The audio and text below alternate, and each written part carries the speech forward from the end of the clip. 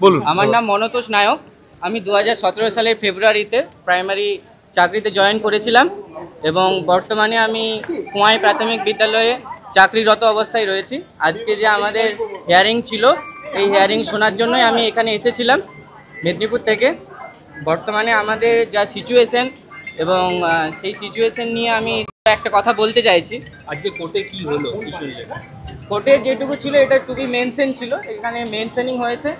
বোর্ডের আইনজীবী এই ব্যাপারে বলেছেন এবং আমাদের যে সমস্ত আইনজীবীরা ছিলেন ওনারাও ওনাদের মত দিয়েছেন এবং যেটুকু আইনজীবীরা বলেছেন যে তাদের সময় অনুযায়ী 7 তারিখ 2টোর সময় এই ম্যাটারটা আবার ফিক্সড হয়েছে এবং সবাই এটা 7 তারিখ থেকেই শুনানি শুরু হবে।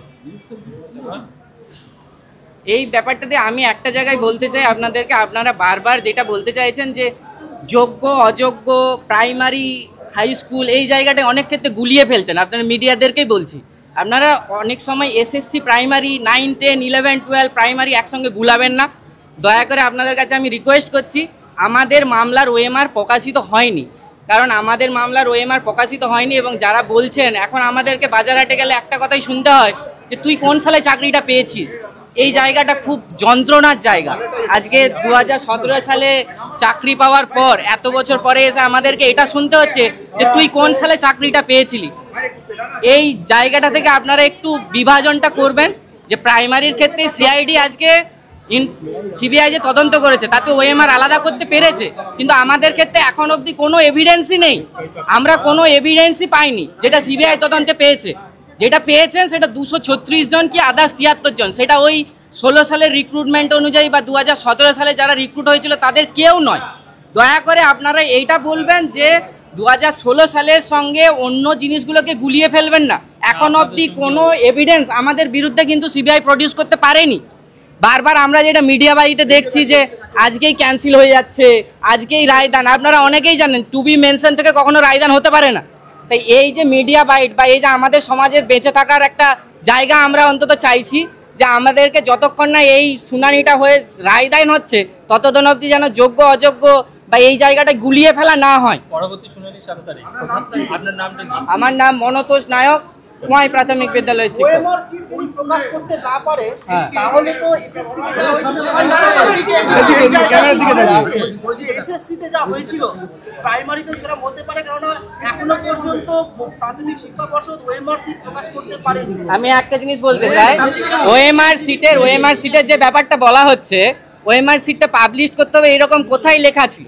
কোনো নোটিফিকেশনে লেখা ছিল ওএমআর সিট সবার পাবলিশ করতে হবে? আজ অবধি অনেক ভারতের পরীক্ষা হয় যেখানে কোথাও ওএমআর সিট পাবলিশ হয় না। এবং আরও একটা ব্যাপার আপনাদেরকে বলতে চাই, অনেকেই যেটা বলতে চায় যে রাতের অন্ধকারে মোবাইল এবং SMS এর মাধ্যমে নিয়োগ হয়েছে।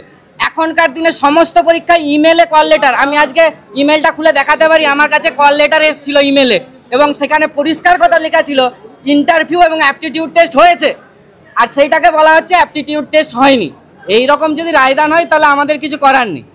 এবং বহু যোগ্য ক্যান্ডিডেট আমাদের সঙ্গে চাকরি করার পরে আজকে 9, 10-এ গিয়েছিল এবং তাদের অবস্থা আজকে যেটা হয়েছে সেটা শুনে তো আমরা খুবই আশ্চর্য যে 9, 10-এর যদি যেখানে পৃথক করা গেছে বলছে, সব কিছুই বলা যাচ্ছে যে ক্লিয়ার করা যাচ্ছে, তারপরেও করা যাচ্ছে না। এই জিনিসটা নিয়ে আমার উদ্বেগ, মানে ব্যক্তিগতভাবে। এখানে কোনো আমি কারো একসঙ্গে হয়ে কোনো কথা বলছি না, আমি যেটা বলছি আমার নিজের ব্যক্তিগত মতটা বলছি। আমি কোনো টিমের হয়ে কোনো কিছু বলছি না। আমি একজন মানে নিজেকে যোগ্য বলতে পারছি না, কারণ এখন তো সবই রিয়ের জায়গা না, কনফিউশনের জায়গা। আপনাকে আমি যদি প্রশ্ন করি যে আপনি অ্যাজ এ, হ্যাঁ অবশ্যই আমি বলতে চাইছি এখানে আমাদের যে নোটিফিকেশন করা হয়েছিল সেখানে ইন্টারভিউ এবং অ্যাপটিটিউড টেস্ট আপনি বলতেই দিচ্ছেন না আমাকে। আমি একটা জিনিস বলতে চাইছি, অ্যাপটিটিউড টেস্ট মানেই কিন্তু বোর্ড ওয়ার্কে কাজ নয়। অ্যাপটিটিউড টেস্ট মানে তার অ্যাপিয়ারেন্স থেকে শুরু করে, এবং আমি যখন ইন্টারভিউ দিতে গিয়েছিলাম মালদায়, আমার ক্ষেত্রে কি কি কোশ্চেন করা হয়েছিল সেটা নিশ্চয়ই আপনি বলতে পারবেন না। আমাকে যে অ্যাপটিটিউড টেস্ট নেওয়া হয়নি সেটা কে প্রমাণ করবে? আমি নিজে যদি বলি যে আমি অ্যাপটিটিউড টেস্ট দিয়েছি, আমাকে এই কোশ্চেন করা হয়েছিল, সেটা তো আজকে 6 বছর বাদে ইন্টারভিউয়ারদেরকে জিজ্ঞেস করা হচ্ছে তোমরা অ্যাপটিটিউড টেস্ট নিয়েছিলে, is it possible to say?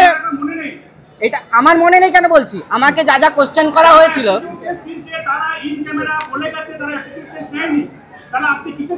সেই সংখ্যাটা কতজন? সেই সংখ্যাটা কতজন? আজকে 32,000-এর সঙ্গে যদি 14 জন এবং 16 জনকে গুলিয়ে দিয়ে বলা হয় যে তারা অ্যাপটিটিউড টেস্ট দেয়নি, তারা 6 বছর বাদে এসে কেস করলো কেন? আমার এই জায়গাটায় প্রশ্ন যে আজকে যদি আমার অ্যাপটিটিউড টেস্ট নেওয়া হয়নি তা আমি সেটা 6 বছর বাদে কেন বলবো? আমি প্রথমেই বলি